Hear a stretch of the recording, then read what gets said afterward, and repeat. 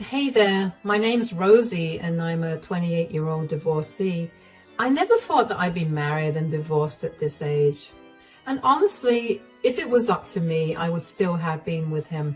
But I had been mistreated for far too long, so I took matters into my own hands, of course with a lot of help and support from an almost forgotten friend.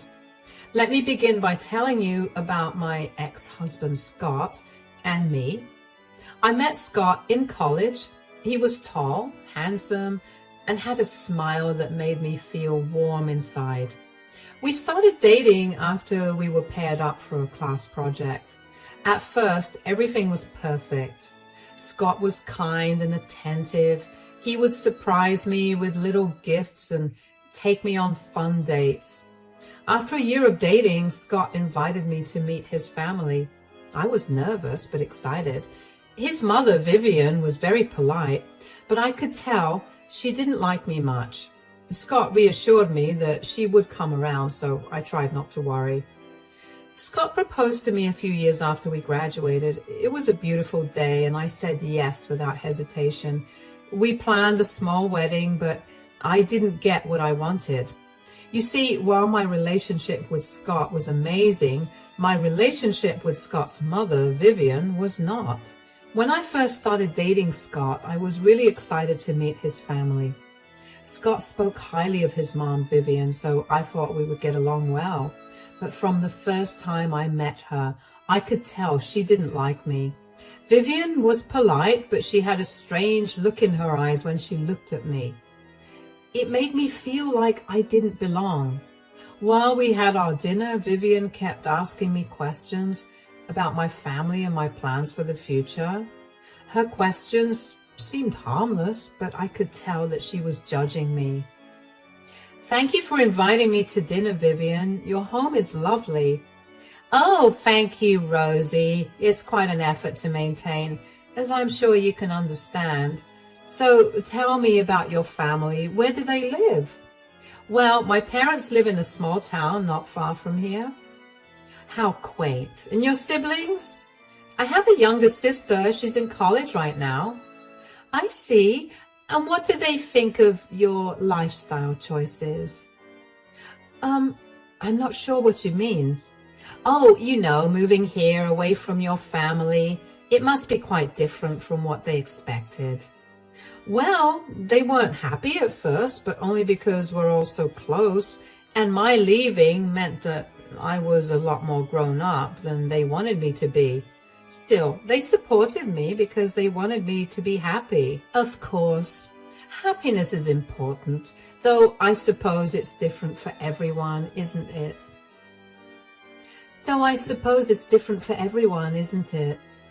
I guess so. What about you, Vivian? What did you do before you settled down? Oh, I'm a business owner, dear. Quite successful, actually. All of this wealth, you see, came because of my hard work. I see why Scott looks up to you so much.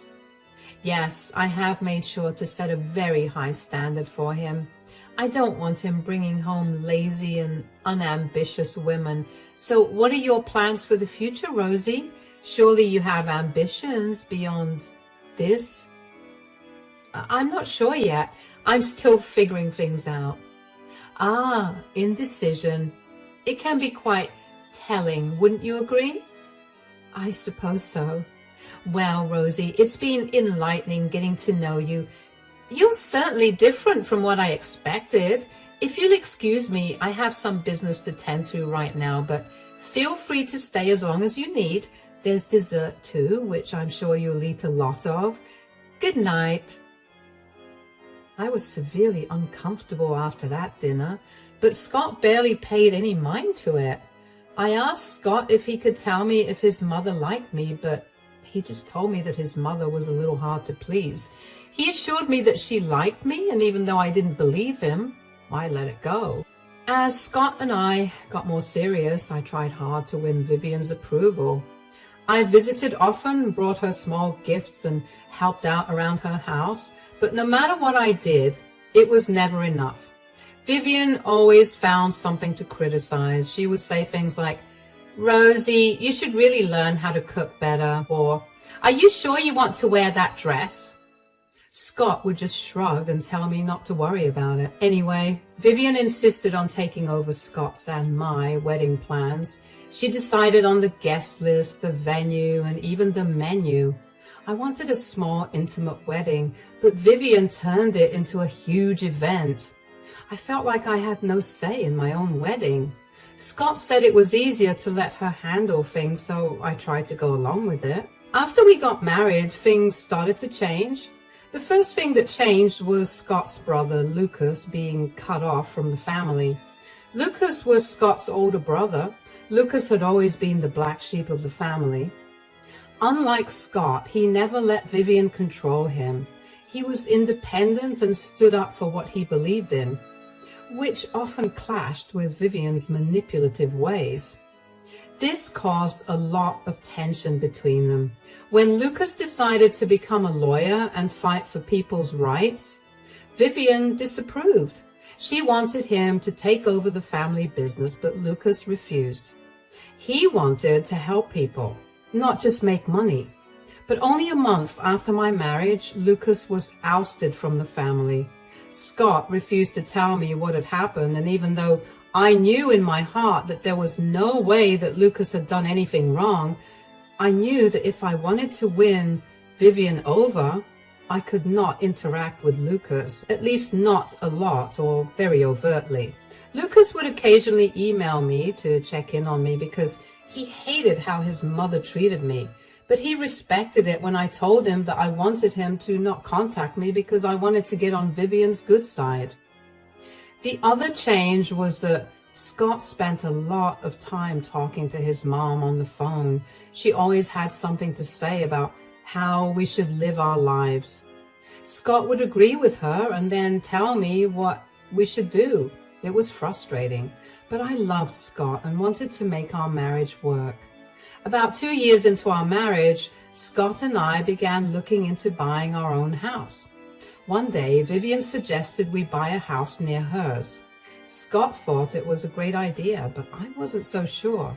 Guess what? Mom called me during work today. Oh, did she have something important to say? She usually calls you only in the evening, right? Yeah, but Mom had an idea that she wanted to share with me.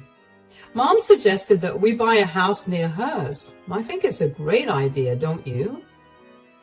I'm not so sure about that. I think we should decide where we want to live on our own. Come on.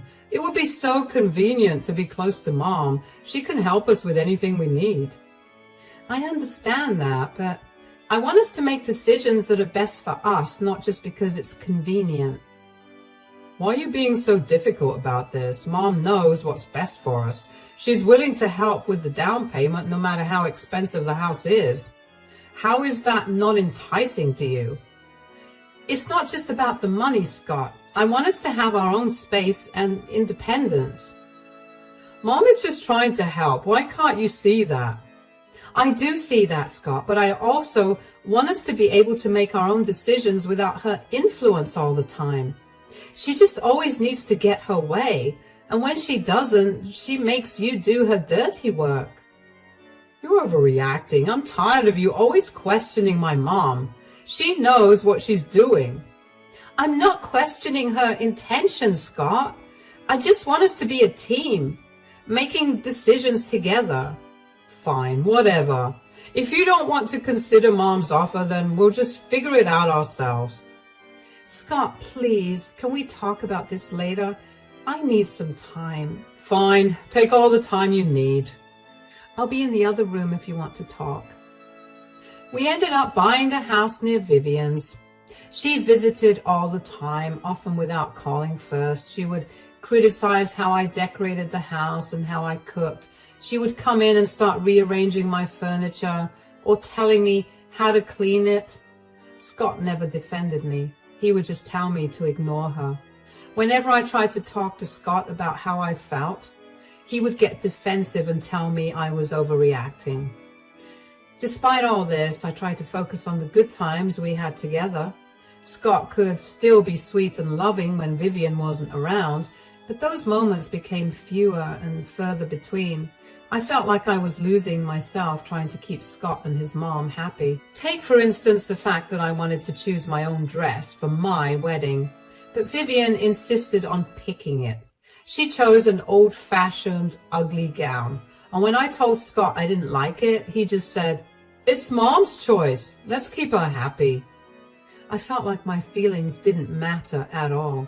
I cried, but Scott didn't comfort me. He just said, "It will be okay, Rosie." Another time during Thanksgiving, Vivian burned the turkey but blamed it on me.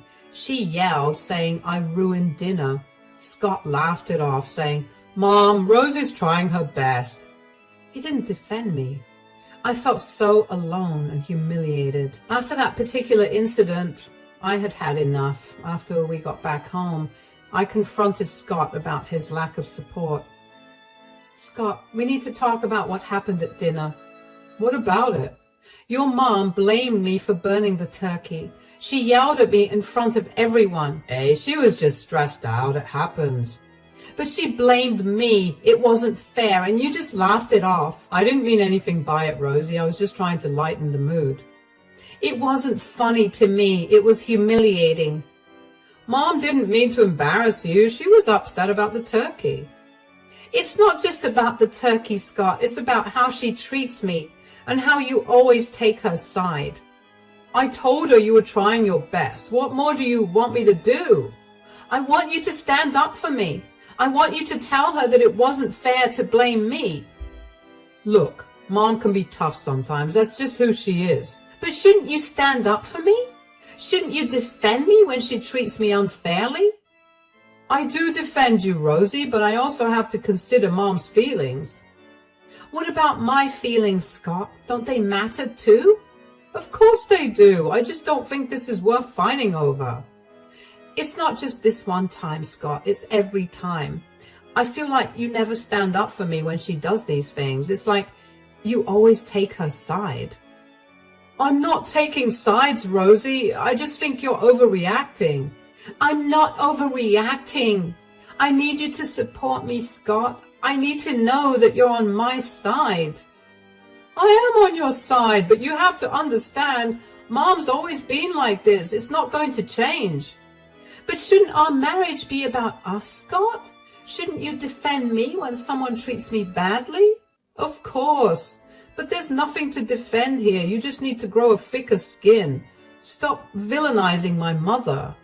"I'm not villainizing your mother. You've been there every single time your mom has said or done something mean to me. You know very well how hurtful those are. Yet you stay quiet." "Are you forgetting that I work for my mother? You saw what happened to Lucas, and the last thing I want is that. Just deal with it, Rosie, and for God's sake, don't get me involved in it." I felt even more frustrated than I did before. I couldn't understand how or why it was so hard for Scott to stand up for me.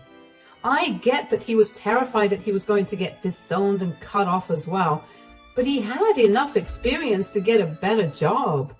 He just wanted the comfortability that working for his mother provided, and he was willing to throw me to the wolves for it.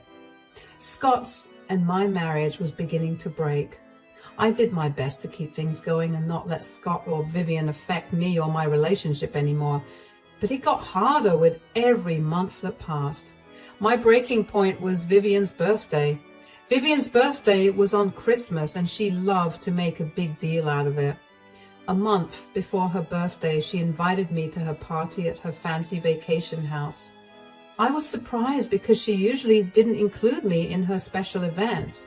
She had mailed the invitations to her birthday, Christmas dinner, and only a few minutes after she'd done that, she called me. "Rosie, I have something special in mind for my birthday this year." "Oh, really?" "I want that rare antique necklace I saw at the jewelry store downtown. You know the one." "Yes, but I think it's going to be really expensive. I'm not sure if I can afford it on my own." "I didn't ask if you could afford it. I'm telling you to get it for me." "Sure, but I might need Scott's help." "Absolutely not, Rosie. This is your test, not his. If you can't manage this on your own, then maybe you're not as committed to this family as I thought. So you're trying to prove my commitment to this family through me giving you an expensive necklace? Yes. And if you still don't satisfy me with the present, you're going to have to try harder to get my approval. I understand, Vivian. I'll figure it out. You better. This isn't just about a necklace, you know. It's about respect and proving yourself. Understood. I'll go to the jewelry store tomorrow and see what I can do. Good. Don't disappoint me. I expect the best. As soon as the conversation was over, a plan began to form in my mind. I knew I couldn't trust Vivian to appreciate any effort I made, but I also knew I needed leverage, so I had secretly recorded our conversation on my phone. I was sure that whatever Vivian had asked for came at a steep price, and I did not want to get robbed by her in case she decided to turn on me. I had caught her telling me that her demand for the necklace was truly a conditional one, and that's all that mattered to me. When I looked up the necklace that Vivian had wanted, I wasn't shocked because I had pretty much anticipated it. The necklace she wanted was worth a small fortune. I didn't have that kind of money. I decided to try and get the necklace because somewhere in me, I still had hope that getting it would finally make Vivian accept me. I wanted her so badly to see that I was good enough for Scott. So I started saving every penny I could. I worked extra hours at my job, even though it made me tired and stressed. I told myself that this was my chance to prove to Vivian that I was worthy of being part of the family. I imagined her smiling and finally saying something nice to me. I thought it might even make Scott proud of me for making his mother happy. Finally, after months of scrimping and saving, I had enough money to buy the necklace. It was beautiful, just like Vivian wanted. I felt a mix of relief and nervousness as I wrapped it up and got ready for the party. When Scott and I arrived at Vivian's vacation home for the Christmas party, I felt nervous but hopeful. The house was huge and beautifully decorated for Christmas, but I was sure the celebration inside was only focused on Vivian. I held the carefully wrapped antique necklace in my hands, hoping it would make Vivian finally see that I belonged in the family. I knocked on the door and Vivian opened it, looking surprised to see me. I smiled and handed her the gift. She took the gift and unwrapped it slowly, and when she saw the necklace, her eyes lit up with joy for a brief moment. Merry Christmas, Vivian. Happy birthday, too. This is exactly what I wanted. Thank you, Rosie. I'm so glad you like it, Vivian. I hope we're not too late for the party. I was really nervous to give you the present, so it took a while to work up the nerve to come here. Oh, that's cute. You're not late at all. Scott, maybe, but you? No, you're not late. What do you mean? Wow, you're stupid. You can't stay. This event is family only. But Vivian, I thought, you are not welcome here. Now leave. Scott, can't you say something? Mom, thanks for inviting us. Merry Christmas and happy birthday. Oh, thank you, darling. I made your favorite dessert, so make sure you leave space in your stomach to eat that. Scott! Rosie, what are you doing here? Mom told you to leave, didn't she? But it's snowing outside. Can't you at least give me a ride?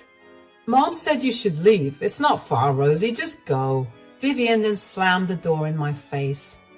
I tried ringing the doorbell over and over again, but no one opened the door. We had driven to Vivian's place in Scott's car, so I didn't have the keys.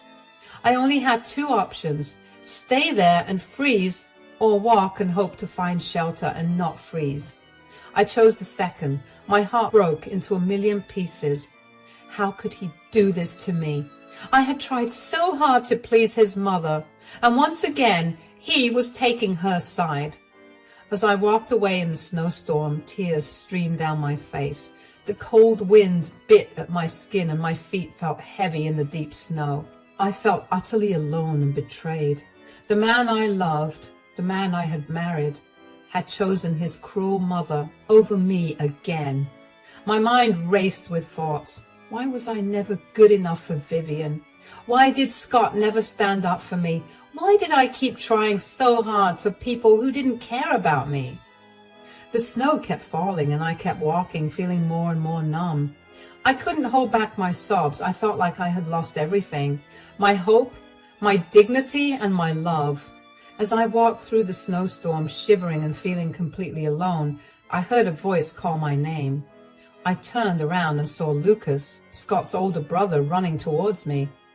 I hadn't heard from Lucas in over a year, so to say that I was surprised was an understatement. He asked me why I was walking around in the snowstorm, and I told him what had happened with Vivian through tears. Lucas guided me to his cabin, which was only a 15-minute walk away from Vivian's vacation home. He handed me hot chocolate to warm up, and when I was feeling better, Lucas apologized to me for his mother's behavior. "Rosie, I'm so sorry you had to go through that. Mom can be really harsh sometimes. I just don't understand why she treats me like this. I've tried so hard to please her. Mom has always been controlling. She wants things her way, no matter what. Scott tries to go along with it, but I could never do that. Why did you and Mom stop talking?" It started years ago. I couldn't stand by and watch Mom do things that weren't right. I found out about her shady business deals, Rosie. It wasn't easy to confront her, but I couldn't ignore it. "What did you find out?" "Mom was involved in illegal stuff, embezzling money, tax evasion, mistreating her employees. It was all hidden under her reputation as a generous person. When I confronted her, she didn't want to hear it. She cut me off completely." "That's awful, Lucas. I had no idea." "It's why I've been distant from the family.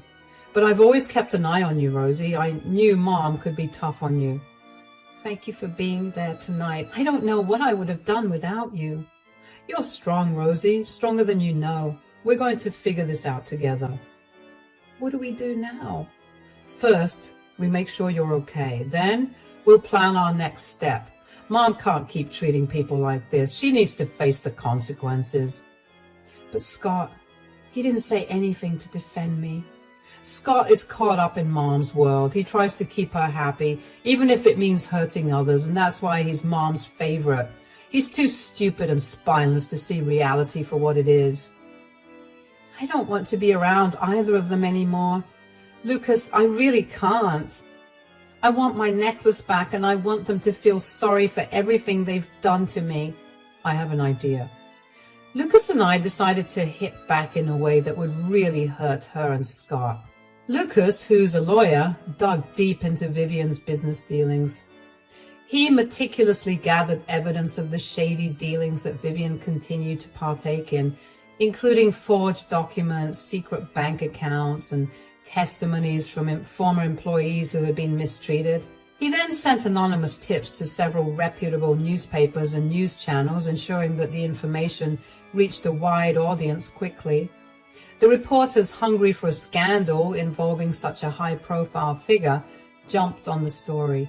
The media coverage was relentless. Headlines screamed about Vivian's fraudulent activities, and news segments detailed the extent of her corruption. Investigative journalists dug deeper, uncovering even more dirt on Vivian. Stories of her exploiting vulnerable people and manipulating business contracts spread like wildfire. Vivian's social circle, previously charmed by her perceived generosity and success, turned against her. Invitations to exclusive events were rescinded, and prominent figures who once praised her publicly distanced themselves. Her friends and associates felt betrayed, realizing they had been supporting a fraud. Moreover, the legal consequences of her actions began to catch up with her. Authorities launched formal investigations into her business practices, leading to frozen assets and impending court cases. Her business empire started to crumble as clients and partners withdrew their support, fearing associations with a criminal. One afternoon, Vivian came over to my new place and began banging on the door. She did not stop until I opened the door. Her face was red with anger. "You've ruined my life. My business is falling apart, and everyone knows about the inside workings of my business. This is your fault. You brought this on yourself with your choice of practices and the way you treated me. You think you're so righteous. I did what I had to do for my family. You were never good enough for Scott. I don't think I'm righteous, but I do think that I'm smart enough to not treat others poorly when I know that I'm doing illegal things. But speaking of family, I want the necklace back, the one I gave you at the Christmas party. A gift is a gift, Rosie. I'm under no obligation to return it. It's mine now. I think we should revisit our agreement. What are you talking about? Listen to this. What is this? Did you record me asking you for the gift? I had a feeling that you would try to trick me. I only did what I needed to protect myself. Are you throwing my words back at me? Oh, who cares? How is this an agreement? This is proof. You said I had to prove myself to you. Well, I've done that. So now we need to talk about giving back the necklace. Are you serious? Of course.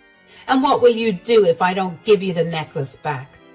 You'll just have one more case to deal with, which means one more huge lawyer fee. Vivian's nose flared in anger, and somehow her face got even redder, but she practically threw the necklace into my hands before storming out of the house. I felt great. I had finally taught Vivian a lesson.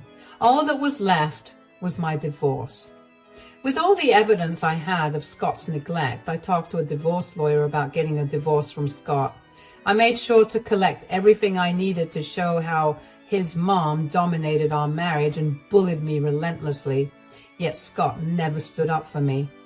I gathered texts where Scott ignored my pleas for help when Vivian insulted me. There were countless times that she called me names and Scott just brushed it off or told me to let it go. I had photos of events where I was excluded, with Scott standing by Vivian smiling while I was left alone. I also kept a diary detailing instances where Vivian's cruel words and actions left me in tears, and Scott either defended her or said nothing.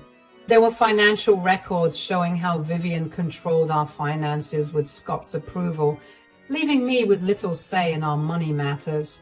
Lastly, I had witnessed statements from friends and family who saw how Scott let his mother mistreat me.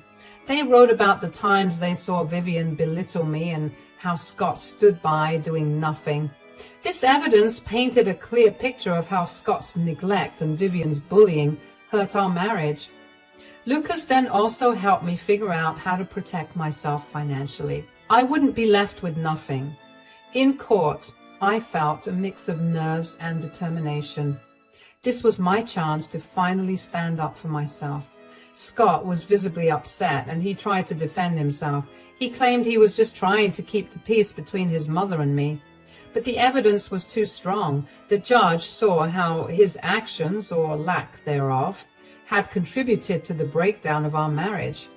I felt a mixture of relief and sadness as the proceedings continued. It was heartbreaking to see the man I once loved try to justify his behavior. But I also felt empowered. I was finally taking control of my life and standing up for my own well-being. Lucas was there every step of the way, offering support and encouragement. With his help and the strong case we built, I was able to secure a fair settlement. The judge awarded me a significant portion of our assets. In the months that followed, Scott and Vivian's lives unraveled further. The scandal surrounding Vivian's shady business practices grew, and with more details coming to light in the media. She faced legal investigations and lawsuits from former business partners and employees who had been mistreated. Her once impressive reputation crumbled as people saw her for who she truly was. Scott struggled to find his footing without his mother's financial support and influence. He lost his job due to the scandal and found himself isolated from friends who had once been drawn to Vivian's social circle. His attempts to defend his actions only made things worse as more people saw him as complicit in his mother's wrongdoings. Meanwhile, I focused on rebuilding my life. With the settlement of the divorce and the support of friends and Lucas, I found a new sense of freedom and independence. I pursued hobbies and interests that Vivian had always belittled, discovering strengths and talents I never knew I had. Looking back, I knew the scars from those years with Vivian and Scott would always be a part of me, but they no longer controlled me. I had reclaimed my life and proven that I could survive and thrive on my own terms. I can't wait to see what more the future has in store for me.